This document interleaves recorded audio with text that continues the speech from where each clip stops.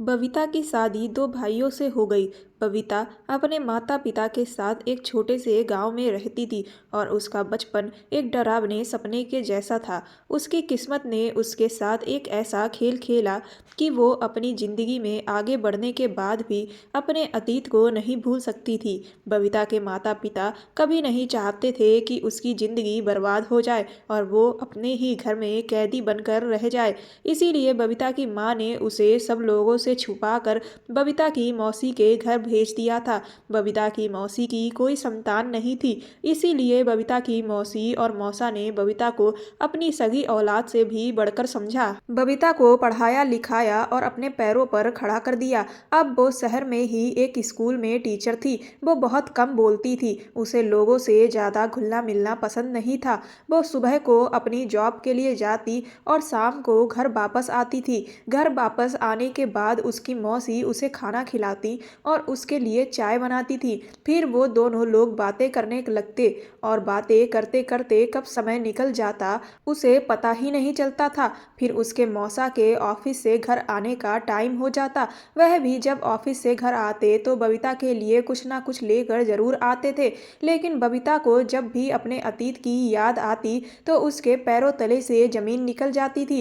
लेकिन मौसी और मौसा के प्यार ने उसे अपने अतीत को भूलने पर मजबूर कर दिया था। अब वो अपनी जिंदगी में आगे बढ़ने लगी थी। बबीता के स्कूल में एक नया प्रिंसिपल आया। वह बहुत ज़्यादा हैंडसम और स्मार्ट था। स्कूल की सारी टीचर उसके आगे पीछे घूमती रहती थी, लेकिन वह किसी को भी नज़र उठाकर नहीं देखता था। एक दिन बबीता को किसी काम से उस प्रिंसिपल के केबिन में जाना पड़ा। उसने दरवाज़ा खटखटाया। उन्होंने कहा, कौन है? अंदर आ जाइए प्लीज़। बबीता घबरा गई और कहने लगी, सर मेरा नाम बबीता है। आपने मुझे यह रजिस्टर दिए थे, लेकिन मुझे इसका पिछला रिकॉर्ड समझ में नहीं आ रहा है। क्या आप मेरी हेल्प कर देंगे? उन्होंने कहा, जी बिल्कुल, क्यों नहीं, मैं आपको सब कुछ समझा देता हूँ। वह रजिस्टर देखकर उनसे काम समझने लगी और बबीता उनको देखने लगी। उसकी नज़रें उनके ऊपर से हट ही नहीं रही थी। वह सच में बहुत ज़्यादा हैंडसम थे। इतनी देर में उन्होंने चुटकी बजाकर उससे कहा, हेलो बबीता, आप किसके ख्यालों में गुम हो गई? वो अचानक से अपने ख्वाबों से बाहर आई और उनसे कहने लगी, जी सर, मुझे सब कुछ समझ आ गया। आप फिक्र ना करें, मैं सारा काम कंप्लीट कर दूंगी। उसका दिल तो उस दिन से ही प्रिंसिपल अविनाश की मोहब्बत में डूब गया, पर जैसे ही उसे अपने अतीत की याद आती वो डर जाती थी। बबीता अपनी मौसी से अपनी हर बात शेयर करती थी। उनके अलावा उसका कोई और नहीं था। इसीलिए जब उसने उन्हें सब कुछ बताया तो वह उसे समझाने लगी, अब तुम्हारी जिंदगी यही है, तुम अपने अतीत को भूल जाओ और अपने जीवन में आगे बढ़ो। लेकिन उसके कदम डगमगाने लगते थे। उसे कुछ भी समझ नहीं आ रहा था। इसी तरह दिन गुजर रहे थे। अविनाश अब उस पर बहुत भरोसा करने लगे थे, क्योंकि वो अपना काम बहुत ईमानदारी से करती थी। वह स्कूल की हर बात उसके साथ शेयर करने लगे थे। एक दिन बबीता उनके कैबिन की तरफ जा रही थी। वो उन्हें देखकर दंग रह गई। वह शायद कुछ सोच रहे थे और दिल ही दिल में मुस्कुरा रहे थे। उनको देखकर बबीता की नज़र उन पर ही ठहर गई और वो भी मुस्कुराने लगी और सोचने लगी कि काश जैसा मैं सोच रही हूँ वैसा ही हो। जो मेरे दिल में है वही उनके दिल में भी हो। वो वहाँ खड़ी खुद से ही बातें कर रही थी। आज बबीता की मौसी के यहाँ कुछ मेहमान आ रहे थे। उसके मौसा ने अपने कुछ फ्रेंड्स को बुलाया था। इस वजह से वो भी आज स्कूल से जल्दी घर आ गई थी। उसने आकर देखा तो उसका मोबाइल नहीं था। उसकी मौसी ने उससे पूछा कि क्या हुआ, तुम परेशान क्यों हो? उसने उन्हें बताया कि उसका मोबाइल नहीं दिख रहा है। तो वह उससे कहने लगी कि तुम कॉल करके देख लो। उसने घर के नंबर से कॉल की तो उसका फ़ोन किसी ने उठाया। आवाज़ सुनकर बबीता का दिल खुश हो गया। उसने कहा, सर अविनाश ने बताया कि वो अपना मोबाइल जल्दी से उनके कैबिन में ही छोड़ गई थी। वह कहने लगे कि मैंने तुम्हारा मोबाइल अपने पास रख लिया है, तुम कल स्कूल आओ तो ले लेना। बबीता ने कहा, ठीक है सर, थैंक यू। वह कहने लगे कि इसमें थैंक यू की कोई बात नहीं है। अगले दिन जब वो स्कूल में अपना मोबाइल लेने के लिए कैबिन में चली गई, उन्होंने बबीता के हाथ में मोबाइल के साथ साथ एक लेटर भी दिया। यह देखकर बबीता घबरा गई और बिना कुछ कहे जल्दी से उनके कैबिन से बाहर आ गई। बाहर आने के बाद वो अपने काम में लग गई और सोचने लगी कि पता नहीं इस लेटर में क्या है जो उन्होंने बबीता को दिया है। जैसे तैसे शाम हुई और जब वो स्कूल से घर आई तो उसने कमरे में आकर वह लेटर पढ़ा। उसे पढ़ने के बाद तो उसके पसीने छूटने लगे। वो बहुत ज़्यादा घबरा गई थी। लेटर में तो अविनाश ने अपनी मोहब्बत का इजहार किया था। एक तरफ उसे खुशी हो रही थी कि जैसा उसने सोचा था वैसा ही हो रहा था, अविनाश भी उसे पसंद करते थे, और दूसरी तरफ उसे अपने अतीत का डर भी था। इतनी देर में उसकी मौसी वहां आ गई। उन्होंने उसके चेहरे पर परेशानी देख ली। वह उससे पूछने लगी, बबीता क्या हुआ, तुम कुछ दिनों से परेशान लग रही हो। उसने उन्हें बताया कि अविनाश ने मुझे शादी के लिए प्रपोज किया है। तो वह हंसने लगी और कहने लगी कि इतनी सी बात है तो तुम घबरा क्यों रही हो। बबीता ने अपनी लड़खड़ाती हुई जबान में कहा, आपको तो पता है कि मैं शादी कैसे। उन्होंने उसकी बात बीच में ही काट दी और कहने लगी, तुम्हारी किस्मत खुल रही है। इतने अच्छे लड़के का रिश्ता तुम्हारे पास आया है और तुम इनकार कर रही हो। मैं तुम्हारे मौसा से बात करूंगी, वह जरूर इस रिश्ते के लिए मान जाएंगे। यह कहकर वह वहां से चली गई। लेकिन बबीता को कुछ समझ नहीं आ रहा था।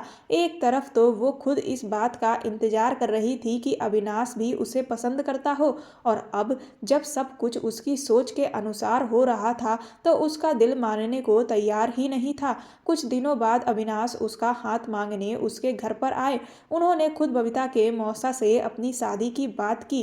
कहने लगे कि आपको अजीब लग रहा होगा, मैं खुद अपनी शादी की बात करने के लिए आया हूँ, लेकिन मैं मजबूर हूँ क्योंकि मेरे माता पिता नहीं हैं। बबीता के मौसा को तो अविनाश इतना पसंद आया कि उन्होंने फौरन ही शादी के लिए हाँ कर दी।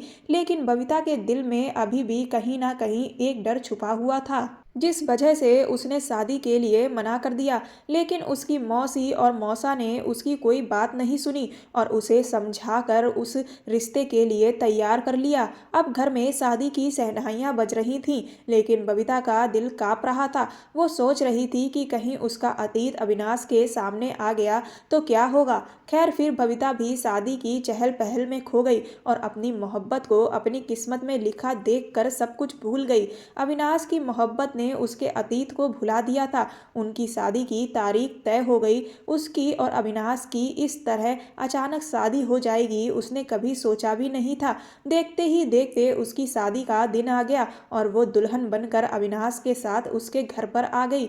यहाँ सब कुछ उसे सपने के जैसा लग रहा था। वो अब इतने बड़े घर की अकेली मालकिन थी। घर की सारी जिम्मेदारियां उस पर ही थीं। अब उसे अविनाश के घर को संभालना था। अविनाश भी बबीता पर आंख बंद करके भरोसा करता था। शादी की रात भी उसने अविनाश के साथ बहुत ही प्यार भरा समय बिताया। ये रात उसके जीवन की सबसे खूबसूरत याद बन गई थी। वह सोच भी नहीं सकती थी कि उसकी जिंदगी में एक ऐसा मोड़ आएगा कि अविनाश और उसकी मोहब्बत कमजोर पड़ जाएगी। अविनाश और वह अपनी जिंदगी में बहुत खुश थे। एक रात जब वह खाना खा रहे थे तो अविनाश ने बबीता से कहा कि स्कूल में उसे 15 दिन की छुट्टियां मिली हैं, विंटर वेकेशन की, तो हम कहीं घूमने चलते हैं। बताओ तुम कहाँ जाना पसंद करोगी। यह बात सुनकर बबीता खुश हुई थी। उसने कहा, अविनाश आप सच कह रहे हैं। अविनाश ने कहा, हाँ बिल्कुल। बबीता ने कहा, तो ठीक है, फिर हम लोग आपके गांव चलेंगे। आपने बताया था कि वहाँ आपका एक भाई और बहन रहते हैं। हमारी शादी में तो वह आ नहीं पाए थे क्योंकि आपकी बहन की एग्जाम थे। यह बात सुनकर अविनाश बहुत खुश हुआ और कहने लगा, तुमने तो मेरा दिल जीत लिया। अविनाश बोला कि मेरे भाई बहन बहुत अच्छे हैं, तुम्हें उनसे मिलकर बहुत खुशी होगी। मुझे पढ़ने का बहुत शौक था, इसीलिए मेरे माता पिता ने मुझे शहर भेज दिया। अभी कुछ महीने पहले ही उनका देहांत हो गया था। मुझे भी बहुत समय हो गया अपने भाई बहन से मिले हुए, लेकिन मेरी उनसे फ़ोन पर बात होती रहती है। हमारी शादी के बारे में भी मैंने उन्हें फ़ोन पर ही बताया था और वह सुनकर बहुत खुश हुए थे और अब वह हम दोनों को देखकर बहुत खुश हो जाएंगे। मैंने अपनी और तुम्हारी शादी की तस्वीर उन्हें नहीं भेजी थी। मैंने सोचा था कि मैं उन्हें सरप्राइज़ दूंगा। वह सीधे तुम्हें सामने से देखेंगे तो ज़्यादा खुशी होगी। बबीता ने पैकिंग करना शुरू कर दिया और अविनाश ने ट्रेन की टिकट कर ली। अगले दिन जब वह उठी तो किसी ने दरवाज़ा खटखटाया। उसने जाकर दरवाज़ा खोला। बाहर एक आदमी खड़ा था। उसने बबीता से कहा कि यह टिकट अविनाश सर ने भेजी है स्कूल से। बबीता ने उससे टिकट ली और अंदर आ गई। जब उसने वह टिकट देखी तो उसकी आंखें फटी की फटी रह गईं। वह बहुत ज़्यादा घबराने लगी। इतनी देर में अविनाश भी स्कूल से आ गया। वह उसे देखकर बोला कि बबीता कहाँ गुम हो गई? सब ठीक तो है? तुम्हें टिकट मिल गई?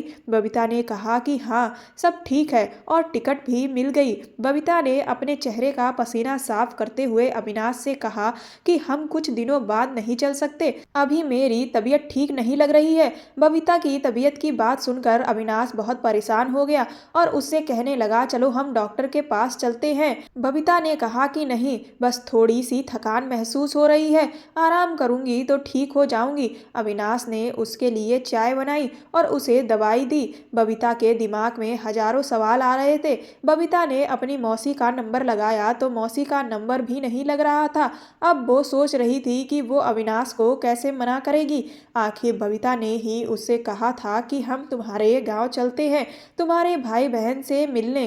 फिर उसने सोचा कि हो सकता है जैसा वह सोच रही हो वैसा कुछ भी ना हो, यह सब उसका वहम हो। उसने जाने के लिए पैकिंग शुरू कर दी। अविनाश भी बहुत ज़्यादा खुश था, लेकिन बबीता का दिल पूरे रास्ते परेशान रहा। कुछ समझ नहीं आ रहा था कि वो अविनाश को कैसे बताए। ट्रेन का यह सफ़र उसे किस मंजिल तक ले जाएगा उसे नहीं पता था। वो नहीं जानती थी अब यह सफ़र कहाँ ख़त्म होगा। जैसे ही ट्रेन रुकी और वो ट्रेन से उतरी, बबीता की आंखों के सामने अंधेरा छा गया और उसे चक्कर आने लगे। अविनाश ने उसे संभाला और वहीं स्टेशन पर बिठा दिया। उसने उसे जूस पिलाया और कहने लगे, तुम्हारी वाकई में तबीयत ठीक नहीं है, मुझे तुम्हारी बात मान लेनी चाहिए और कुछ दिन रुक जाना चाहिए था, लेकिन फिर मुझे छुट्टी नहीं मिल पाती। बबीता ने कहा, ऐसी कोई बात नहीं है। बबीता ने कहा, मैं ठीक हूँ। उसने बहुत मुश्किल से खुद को समझाया। वो और अविनाश स्टेशन से गांव की तरफ चल दिए। बबीता का दिल जोर जोर से धड़क रहा था, मानो जैसे उसके कदम आगे बढ़ने को तैयार ही नहीं हो। वो अविनाश के घर की तरफ जा रही थी। उसका दिल बहुत बेचैन हो रहा था। वो जैसे ही उसके घर के दरवाजे पर पहुंची, डर की वजह से उसके पसीने छूटने लगे। पता नहीं उसकी किस्मत उसके साथ क्या खेल खेल रही थी। उसे कुछ समझ नहीं आ रहा था। जैसे ही घर का दरवाजा खुला, उसके रोंगटे खड़े हो गए। अंदर एक लड़की थी। वह अविनाश की बहन थी। बबीता ने जल्दी से अपना चेहरा छिपा लिया और खांसने का नाटक करने लगी। अविनाश ने उससे पूछा कि क्या हुआ। उसने कहा कि कुछ नहीं, असल में मुझे बचपन से ही धूल मिट्टी से एलर्जी है और यहाँ गांव में धूल मिट्टी बहुत ज़्यादा है, इसीलिए मुझे यहाँ अपना फेस कवर करके रखना पड़ेगा। अविनाश बोले, चलो ठीक है, अंदर आओ। अविनाश अपनी बहन से मिलकर बहुत खुश था। उसने उसे गले लगा लिया। बबीता ने अपना फेस और अच्छे से ढक लिया। अविनाश ने उसकी एलर्जी के बारे में बता दिया। अविनाश की बहन उसे घूर घूर के देख रही थी और उससे अजीब तरीके से कहने लगी, लगता है भाभी तो बहुत ज़्यादा खूबसूरत है, इसी वजह से वह हमें अपना चेहरा नहीं दिखाना चाहती। इस बात पर अविनाश हंसने लगे। फिर वह कहने लगी, मैं तो मजाक कर रही थी। उस घर में एक बूढ़ी औरत थी, वो अविनाश की ताई थी। अविनाश के ताऊ के खत्म होने के बाद उनके लड़के ने उन्हें घर से निकाल दिया था, तो वह अविनाश के भाई बहन के साथ ही रहने लगी थी। अभी 1-2 महीने पहले ही वह अविनाश के गांव आई थी। अविनाश और बबीता ने हाथ पैर धोकर अपने कपड़े बदल लिए। फिर उन सब लोगों ने मिलकर साथ में खाना खाया। अविनाश भी सालों बाद अपने घर वालों से मिलकर बहुत खुश हो रहे थे, लेकिन बबीता घबराई और सहमी हुई बैठी थी। खाने के टेबल पर सब लोग खूब हंसी मजाक कर रहे थे। इतने में ही अविनाश ने पूछा कि आलोक कहाँ है? जब से मैं आया हूँ वह मुझे नजर नहीं आ रहा। यह सुनकर बबीता को सदमा लगा। था और उसके हाथ से खाने की प्लेट छूटकर गिर गई। उसे देखते ही अविनाश की बहन बोली, लगता है भाभी अपने देवर का नाम सुनकर चौंक गई। अविनाश की ताई कहने लगी कि बस भी करो सोना, जब से तुम्हारी भाभी आई है तुम तो उसके पीछे ही पड़ गई हो। वह कहने लगी कि ताई मैं तो सिर्फ मजाक कर रही थी। अविनाश की ताई ने बताया कि आलोक अपने ससुराल में किसी रिश्तेदार की शादी में गया है। उसकी भी शादी हो गई है, उसकी पत्नी उसके साथ गई है। कुछ दिनों बाद वह लोग वापस आ जाएंगे। खाना खाने के बाद वो लोग अपने कमरे में आ गए और बबीता ने अपने चेहरे से अपना दुपट्टा हटा दिया। अपने आप को वो आईने में देखने लगी। उसके दिमाग में बहुत सारे सवाल आ रहे थे। उसे अंदर से अजीब सी बेचैनी हो रही थी। इतनी देर में किसी ने दरवाजा खटखटाया। उसने जल्दी से अपना दुपट्टा लगा लिया। दरवाजे पर अविनाश था। वह उसे अपने घर वालों के बारे में बताने लगे। अपने घर वालों से मिलकर वह बहुत खुश लग रहे थे। पता नहीं बबीता की किस्मत में आगे क्या लिखा था। वो अविनाश को कुछ बता भी नहीं सकती थी क्योंकि वो अविनाश को खोने से डरती थी। वह सोच रही थी कि अविनाश सब जानने के बाद कहीं उसे छोड़ ना दे। वह ज़्यादातर अपने कमरे में ही रहती थी और सबको खांस कर दिखाती थी जिससे कोई उसका चेहरा देखने की जिद ना करे। आलोक भी आज वापस आने वाला था। यही सोच सोच कर बबीता का दिल घबरा रहा था। वो सदमे में थी। वो अपने डरावने अतीत के बारे में सोच रही थी। वो दिल ही दिल में उलझन में पड़ रही थी। लेकिन जब से वो इस घर में आई थी उसे अपनी नंद का बर्ताव बहुत अजीब लग रहा था। वह हमेशा ही उसे कुछ ना कुछ कहती रहती थी और फिर मजाक का बहाना बना लेती थी। जब आलोक के आने का समय हुआ तो बबीता ने बुखार का बहाना बनाकर अपने कमरे में कंबल ओढ़कर लेट गई। सब लोग बहुत खुश थे। आलोक और उसकी पत्नी घर आ गए थे। वह सबसे मिले। अविनाश ने उन्हें मेरे बारे में बताया। आलोक और उसकी पत्नी बबीता के कमरे में आए लेकिन वो कंबल ओढ़कर लेटी रही और सोने का नाटक करने लगी। अविनाश ने कहा, इसकी तबीयत बहुत ज़्यादा खराब है, कल ही मैं इसे डॉक्टर के पास लेकर जाऊंगा। आलोक ने कहा कि कोई बात नहीं, आप भाभी को आराम करने दें, हम भाभी से बाद में मिल लेंगे। जैसे तैसे बबीता अपने चेहरे पर दुपट्टा लपेटकर यहाँ रह रही थी लेकिन आलोक के सामने आने से उसे डर लगता था। जब वह घर में नहीं होता था तो वो अपना फेस कवर करके सब घर वालों के साथ रहती थी लेकिन उसके आने से पहले ही वो अपने कमरे में चली जाती थी। एक रोज बबीता अपने कमरे में बैठी अपनी जिंदगी के खतरनाक अतीत के बारे में सोच रही थी और दूसरी तरफ वो सोच रही थी कि आलोक की बीवी कितनी खूबसूरत है और आदत की भी बहुत अच्छी है। अचानक उसकी नंद उसके कमरे में आ गई। बबीता ने जल्दी से अपना चेहरा छुपाया और खांसने लगी। वह कहने लगी कि आपको डर है, आलोक भाई की पत्नी आपसे ज्यादा खूबसूरत है, इसीलिए शायद आप अपना चेहरा नहीं दिखाना चाहती। पता नहीं वह उससे इस तरीके की बातें क्यों करती रहती थी। बबीता ने उससे कहा कि नहीं, ऐसी कोई बात नहीं है, कुछ दिन में मेरी दवाई का कोर्स कंप्लीट हो जाएगा और मेरी एलर्जी खत्म हो जाएगी, फिर मैं अपना फेस कवर करना बंद कर दूंगी। फिलहाल तो बबीता ने उसे यह बात कहकर टाल दिया था लेकिन उसकी बात ने उसे सोच में डाल दिया था। वो सोच रही थी कि उसे उसकी सच्चाई तो पता नहीं चल गई। इतने में अविनाश आ गए और उससे पूछने लगे, तुम्हारी तबीयत अब कैसी है? बबीता ने कहा, अब तो ठीक है, बस कुछ दिन की बात है, फिर मेरी एलर्जी ठीक हो जाएगी। अविनाश बबीता से बहुत ज़्यादा मोहब्बत करता था इसीलिए उसकी हर बात आंख बंद करके मान लेते थे। एक दिन अविनाश कहने लगे, आलोक मुझसे शिकायत कर रहा था, कह रहा था तुम बहुत अजीब हो, अपनी पत्नी को अपने भाई से अभी तक नहीं मिलवाया। उसकी यह बात सुनकर तो बबीता और ज़्यादा डरने लगी थी। बबीता ने अपनी बुआ का नंबर लगाया लेकिन उनका नंबर फिर नहीं लग रहा था। वह बहुत ज़्यादा परेशान थी। उसके अतीत का यूं अचानक उसके सामने आ जाना उसकी किस्मत का कौन सा खेल था, उसकी समझ में नहीं आ रहा था। वह घर वालों से भी छुप कर रह रही थी और आलोक के सामने आने का सोचकर तो डर ही जाती थी। उसका दिल जोर जोर से धड़कने लगा था। कब क्या हो जाए वह नहीं जानती थी। पता नहीं किस्मत ने क्यों उसे फिर यहाँ लाकर खड़ा कर दिया था। और दूसरी तरफ उसकी ननद सोना उसके पीछे पड़ गई थी। उससे अजीबोगरीब सवाल करती रहती थी। वह उसकी सच्चाई सबके सामने लाना चाहती थी थी, उसके बारे में सब कुछ जानती थी या जानबूझकर वह उसे परेशान करती थी।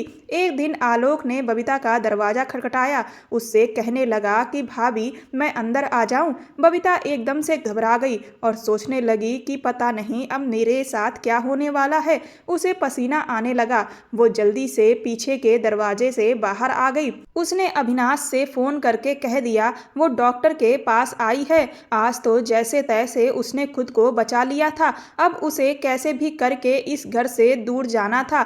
ऐसा लग रहा था जैसे उसका अतीत उसकी आने वाली जिंदगी का हिस्सा बनने वाला है।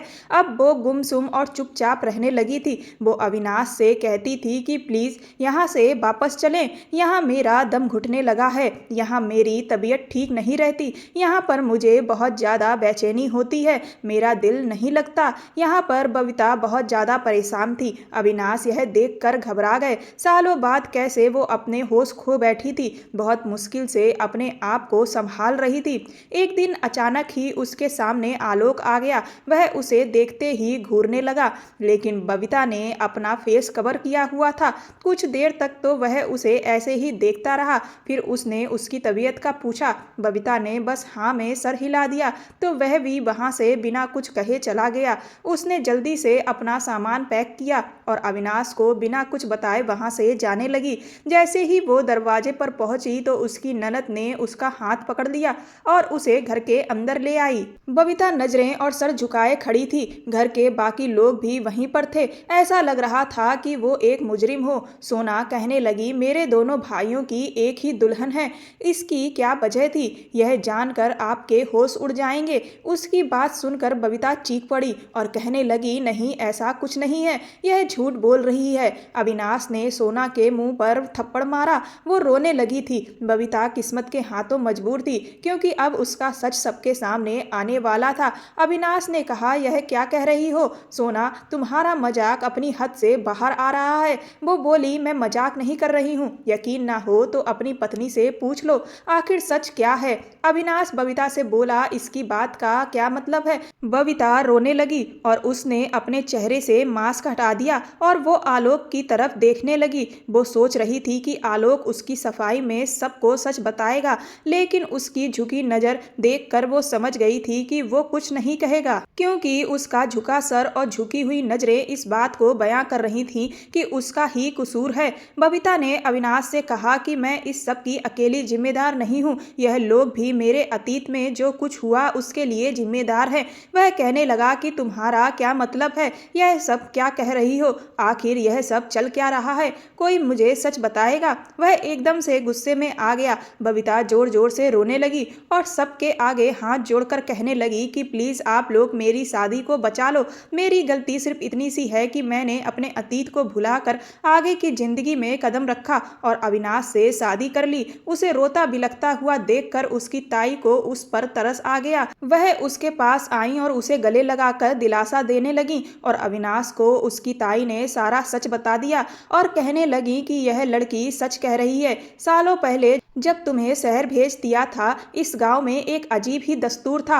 माता पिता अपने बच्चों की बचपन में ही शादियां कर देते थे। खास करके लड़कियों के माता पिता अपने सर के बोझ को कम करने के लिए अपनी बेटी की शादी बचपन में ही कर देते थे। इस लड़की की और आलोक की बचपन में ही शादी कर दी गई थी, लेकिन जब बच्चे जवान होते थे तो वह इस बचपन की शादी को मानने से इनकार कर दिया करते थे। अगर उनके माता पिता उनसे जोर जबरदस्ती करते तो वह तंग आकर घर छोड़कर चले जाते थे या फिर अपनी पत्नी को तलाक दे देते थे। वह बताने लगी किस तरह आलोक और बबीता के साथ भी किस्मत ने यही खेल खेला था। इनका भी बचपन बर्बाद हो गया, लेकिन आलोक ने घर से भागकर अपनी पसंद की लड़की से शादी कर ली और यह बेचारी किस्मत की मारी आलोक का इंतजार करती रही। गांव वालों ने इसको ताने दे देकर इसका जीना हराम कर रखा था। यहाँ तक इसके खुद के घर वालों ने और रिश्तेदारों ने भी इसका साथ नहीं दिया और तुम्हारे माँ बाप ने भी इसको चैन से जीने नहीं दिया।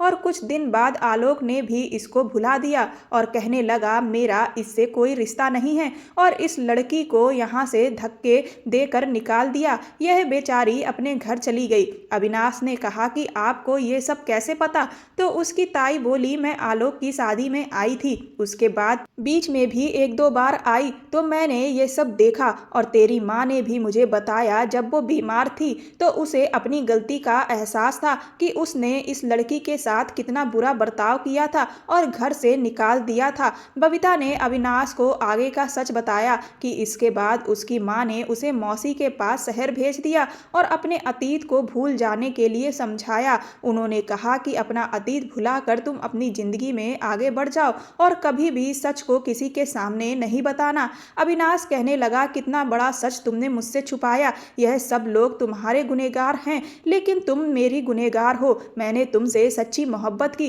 और तुमने मुझे कुछ भी बताना जरूरी नहीं समझा। और तो और तुम मेरे भाई की पहली पत्नी हो। जब तुम्हारी पहले शादी हो गई थी तो तुम मुझसे शादी कैसे कर सकती हो? यह सुनकर बबीता ने आलोक की तरफ देखा। वह चौंकने लगा और बहुत घबरा गया। बबीता और आलोक के अलावा सोना भी यह सारा सच जानती थी। बबीता ने सोना को घूर कर देखा। इतनी देर में आलोक की पत्नी ने आलोक को जोर से थप्पड़ मारा और कहने लगी कि यह सब चल क्या रहा है? तुमने मुझे धोखा दिया, धोखे से मेरे साथ तुमने शादी की, अब मैं तुम्हें डिवोर्स दे दूंगी। सोना रोने लगी और कहने लगी कि आप सब लोग मुझे माफ कर दें, सारी गलती मेरी है। मैंने शुरू से ही भाभी का चेहरा देख लिया था और उनको पहचान लिया था। मैं उनका सच सबके सामने लाकर उनसे बदला लेना चाहती थी। बबीता सोना को देखने लगी और सोचने लगी पता नहीं यह कौन सा सच बताने वाली है। वह कहने लगी बबीता का भाई और मैं एक दूसरे से मोहब्बत करते थे और शादी करना चाहते थे, लेकिन आलोक और बबीता की शादी ने सब कुछ बर्बाद करके रख दिया। इन दोनों की वजह से हमारी भी शादी नहीं हो सकी। उस समय मैंने सोच लिया था कि मैं इससे बदला लेकर रहूंगी। जब मैंने पहली बार इसे देखा तो मेरे दिल में सालों पुरानी नफरत जाग गई और मैंने सोच लिया कि मैं इससे बदला लेकर रहूंगी। मेरी एक इस गलती से बहुत लोगों की जिंदगी बर्बाद हो जाएगी। प्लीज आप सब लोग मुझे माफ कर दें। वह आलोक पर चिल्लाने लगी और उसे कहने लगी कि आलोक सच बताओ, तुम्हारी और अविनाश भैया की ही नहीं, इन दोनों मासूम लड़कियों की जिंदगी भी बर्बाद हो जाएगी। अगर तुमने आज सब कुछ सच नहीं बताया तो सब कुछ बर्बाद हो जाएगा। बबीता की नजर आलोक पर जमी हुई थी। उसकी ताई भी बहुत ज्यादा शर्मिंदा थी। आलोक की पत्नी भी उसको पकड़कर झकझोर रही थी। इतनी देर में बबीता चक्कर खाकर जमीन पर गिर गई और बेहोश हो गई। कुछ देर बाद उसे होश आया तो उसे डॉक्टर की आवाज आई। वह सबको बता रही थी कि आप सभी इनका बहुत ज्यादा ख्याल रखें, यह प्रेग्नेंट है। बबीता की आंख खुल गई और यह सुनकर तो उसकी हालत और ज्यादा खराब होने लगी। सोना और अविनाश की ताई उसे संभालने लगी। अविनाश भी अपना सर पकड़कर बैठ गया। ऐसा लग रहा था जैसे कयामत टूट पड़ी हो। एक ही लड़की दो भाइयों की पत्नी कैसे हो सकती है? अविनाश बबीता के आगे हाथ जोड़कर कहने लगा कि प्लीज मुझे बताओ आगे का सच क्या है। तभी सोना कहने लगी कि अविनाश भाई आलोक गुनहगार है, इसने ही इसके साथ यह सब कुछ किया है और अब यह चुपचाप खड़ा है। अविनाश ने गुस्से में आलोक को जोर से थप्पड़ मारा। आलोक जमीन पर गिर गया और अविनाश के पैर पकड़कर माफी मांगने लगा और कहने लगा कि मैं ही बबीता का गुनहगार हूँ। उसने बताया कि सालों पहले जब उसने अपनी दूसरी शादी करने की सोची थी उसी समय उसने इसको डिवोर्स पेपर भिजवा दिए थे। अब यह उसकी पत्नी नहीं है, यह अविनाश भैया आपकी पत्नी है और यह बच्चा भी आपका ही है। बस किस्मत ने हमारे साथ यह खेल खेला है। आलोक ने अविनाश को इस गिल्ट से बाहर निकाला कि उसने उसके भाई की पत्नी से शादी की है। उसने बताया सालों पहले ही उसका और बबीता का रिश्ता खत्म हो गया था। आलोक ने बबीता के पैर पकड़कर माफी मांगी और बोला हमारी शादी नासमझी में हुई थी। मैं तो तब शादी का मतलब भी नहीं समझता था।